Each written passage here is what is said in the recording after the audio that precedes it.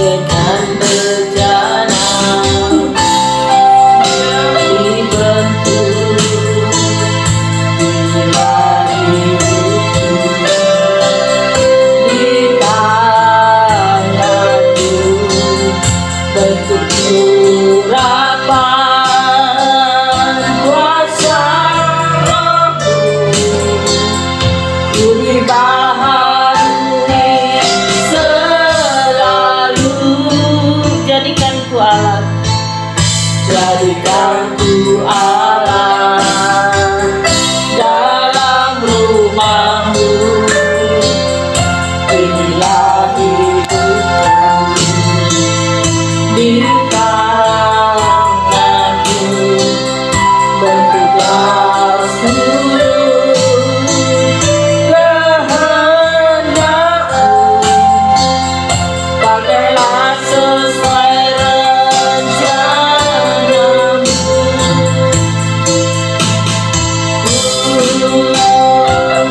Masa itu Yesus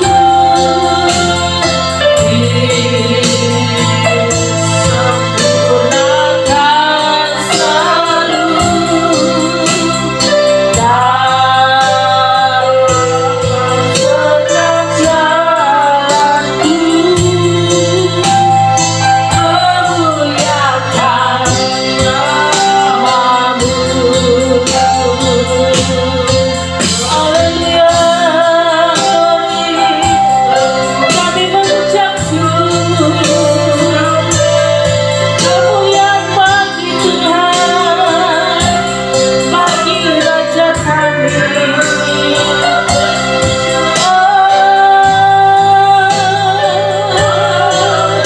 Terima kasih Tuhan.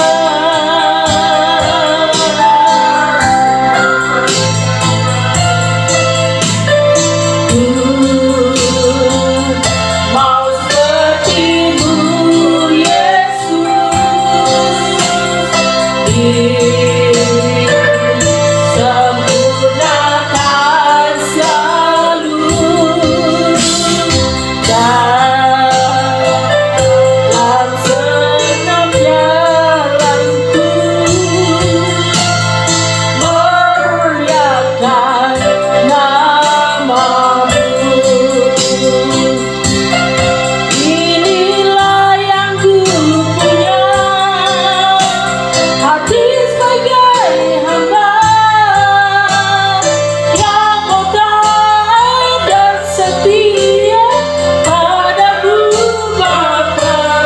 Kemanapun ku bawa, hati yang menyembah dalam roh dan kebenaran sampai selamanya. Inilah yang ku punya, hati sebagai hamba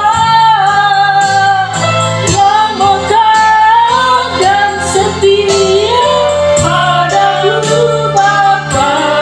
Kemanapun ku bawa, hati yang menserahkan firman Tuhan dalam roh dan kebenaran sampai selamanya. Dalam roh dan kebenaran sampai selamanya. Dalam roh dan kebenaran sampai selamanya. Terima kasih ya Bapak, kami bersyukur pada pagi hari ini karena kami telah kemenangan firman-Mu. Kami undang kuasa Roh Kudus menghati pikiran kami, sembunyikan kami belakang salib-Mu. Dan Yesus berbicara, Roh Kudus bicara pada kami pada saat ini. Haleluya, amin. Shalom. Apakah ada sukacita? Kita bersyukur pada pagi hari ini kita akan buka firman Tuhan dalam Mazmur pasal 62 ayat 1, 2 dan 3. Perasaan tenang dekat Allah. Untuk pemimpin biduan menurut Mazmur Daud, hanya dekat Allah saja aku tenang, daripadanya lah keselamatanku. hanya Dialah gunung batuku dan keselamatanku, kota bentengku, aku tidak akan goyah. Amin. Kita akan belajar pada kebenaran firman Tuhan pada pagi hari ini dalam Mazmur 62. Hanya dekat Allah saja aku tenang, daripada nyala keselamatanku, hanya Dialah gunung batuku dan keselamatanku, kota bentengku, aku tidak akan goyah. Di sini dikatakan bahwa hanya dekat Allah saja aku tenang. Di manakah kita akan menemukan ketenangan dalam hidup ini? Banyak orang berpikir bahwa hidup tenang hanya akan mereka rasakan ketika kalau punya uang banyak, ratusan juta bahkan miliaran.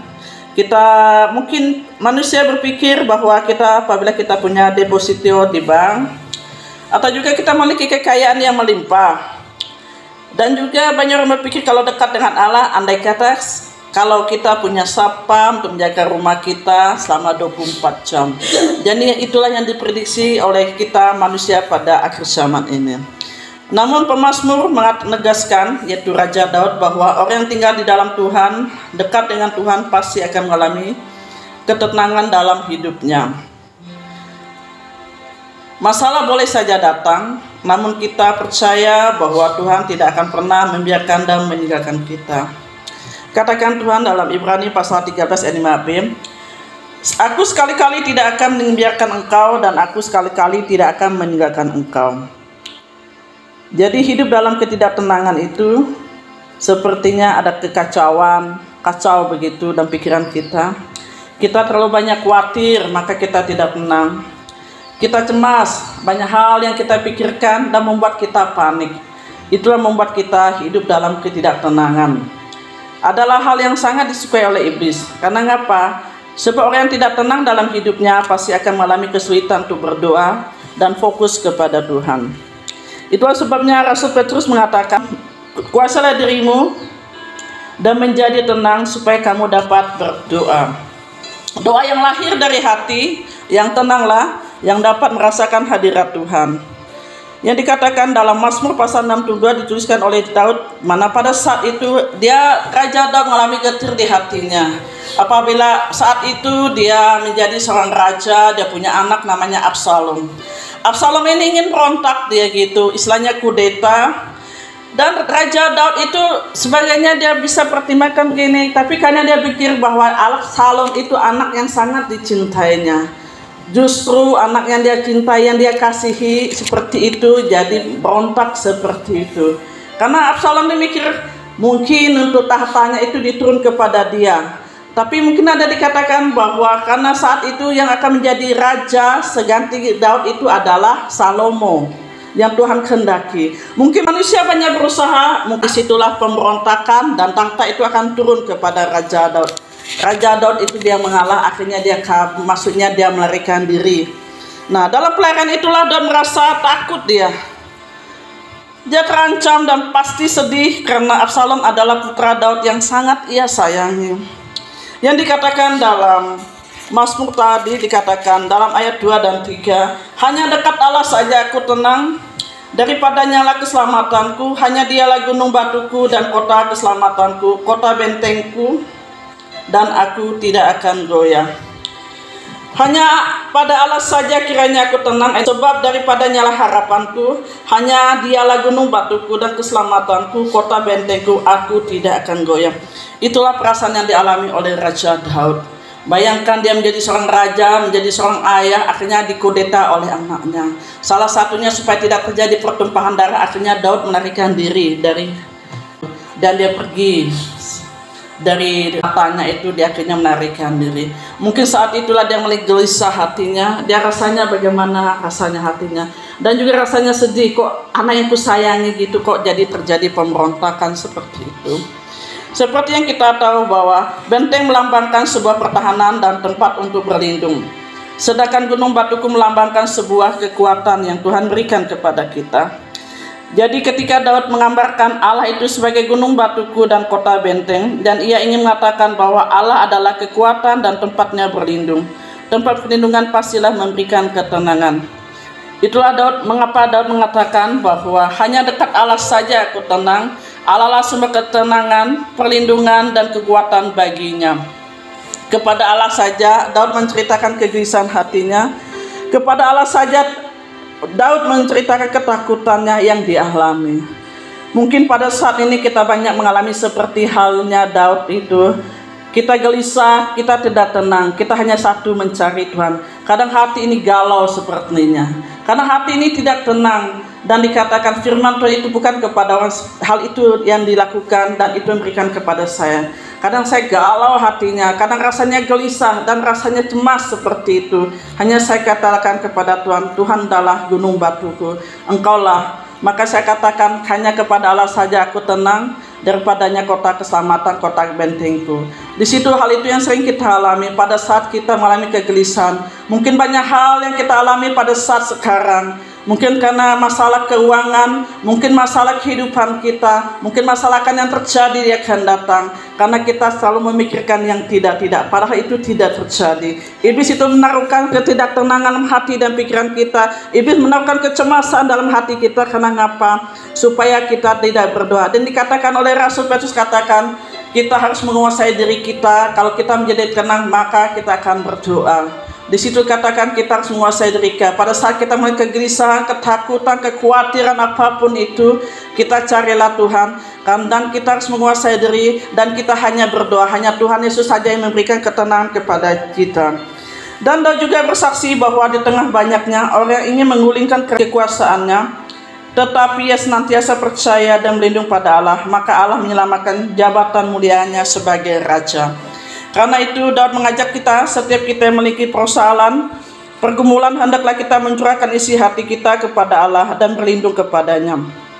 Fakta membuktikan bahwa orang kaya itu banyak hidupnya tidak tenang. Orang kaya itu selalu was-was dengan hartanya. Orang kaya itu selalu khawatir. Karena mengapa? Firman Tuhan katakan, mana hartamu berada, di situ hatimu berada. Dan dikatakan bahwa jangan kita lihat, kadang kita ingin seperti orang. Saya mau seperti orang itu loh, punya uang, dia punya jabatan. Sampai kita berpikir, oh ya saya mau pergi.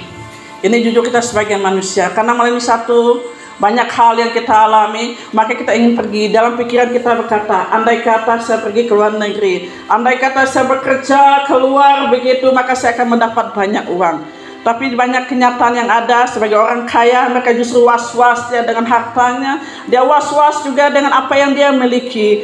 Jadi hanya dekat Allah saja aku tenang. Bukan hanya dalam harta saja kita tenang, tapi kita hanya memiliki Tuhan Yesus saja. Hanya Tuhan yang memberikan penghiburan, kekuatan kepada kita. Dan Allah tidak menjanjikan bahwa kehidupan kita ini akan berjalan mulus. Allah menjanjikan penyertaannya. Allah menjanjikan pengharapan dan kekuatan ketika kita bersandar kepadanya. Apa kunci mengalami ketenangan? Hanya dekat dengan Tuhan. Kita harus memiliki hubungan yang karib dengan Tuhan. Artinya kita tidak memiliki jam-jam doa dan ibadah kita. Contohnya seperti Raja Daud. Bayangkan Raja Daud itu dia berdoa 7 kali dalam penyembahannya. Kita dipanggil keselamatan 6 kali ya. Nah, dikatakan bahwa dalam Mazmur pasal 42 ayat 2 dan 11, betapa disenangi tempat kediamanmu, ya Tuhan semesta alam, sebab lebih baik 1 hari di pelataranmu daripada 1000 hari di tempat lain. Lebih baik berdiri di abang pintu rumah Allahku daripada diam di kemah orang fasik. Yang kedua, kunci mengalami ketenangan apabila kita penyerahan diri kepada Tuhan. Artinya kita mempercayakan kehidupan kita sepenuhnya kepada Tuhan. Kami minta Bu Gembala baca Mazmur pasal 37 ayat 5. Kitab Mazmur pasal 37 ayat 5. Serahkanlah hidupmu kepada Tuhan dan percayalah kepadanya, dan Ia akan bertindak. Serahkanlah hidupmu kepada Tuhan dan percayalah kepadanya, dan Ia akan bertindak. Yang ketiga, hidup dalam kebenaran. Ada tertulis di mana kebenaran, di situ ada tumbuh damai sejahtera, dan akibat kebenaran ialah ketenangan dan ketentraman untuk selama-lamanya. Hanya dekat saja Allah tenang. Berserahlah diri kita senantiasa dan kita hidup dalam ketaatan, maka kita akan mengalami hidup yang tenang. Pada saat ini kita hanya katakan bahwa hanya dekat Allah saja hatiku tenang. Tuhan Yesus berkati.